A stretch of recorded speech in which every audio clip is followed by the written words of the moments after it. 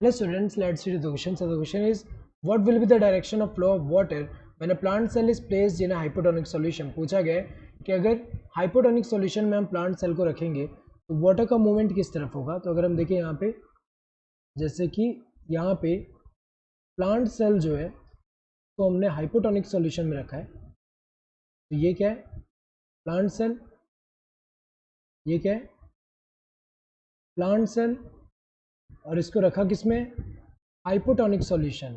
यहाँ पे क्या है, हाइपोटोनिक सॉल्यूशन। तो हाइपोटोनिक सॉल्यूशन में अगर हम देखें क्या होता है कि सॉल्यूट कंसंट्रेशन जो होगा कम होगा as compare to this plant cell. तो यहाँ पे अगर हम देखें तो प्लांट सेल की अगर हम बात करें तो इसमें क्या होगा, सॉल्यूट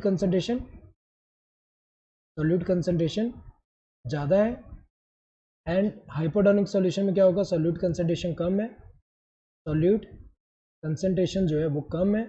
तो सॉल्यूट कंसंट्रेशन प्लांट सेल में ज़्यादा है, इसका मतलब वाटर पोटेंशियल क्या होगा, कम होगा, और इसमें सॉल्यूट कंसंट्रेशन कम है मतलब वाटर पोटेंशियल क्या होगा, ज़्यादा होगा। और हमें पता है कि वाटर कहाँ से कहाँ मूव करता है, high water potential to low water potential के टुवर्ड। तो हाई से लो के टुवर्ड में मूव करेगा, तो हमें पता है कि ये जो है सेल के अंदर वाटर मूव कर रहा है। तो यहाँ पे अगर हम देखें करेक्ट ऑप्शन कौन सा होगा, water will flow in both directions, गलत है, दोनों डायरेक्शन में नहीं फ्लो करेगा, एक ही डायरेक्शन में, वो भी into the cell. Water will flow out of the cell, गलत है, सेल से बाहर की तरफ मूव नहीं करेगा, सेल से बाहर की तरफ तब मूव करेगा जब हाइपोटोनिक सॉल्यूशन में होगा, ये हाइपोटोनिक है, और हाइपरटोनिक सॉल्यूशन में जब रखेंगे तब सेल के बाहर की तरफ मूव करेगा वाटर, तो ये तो गलत है।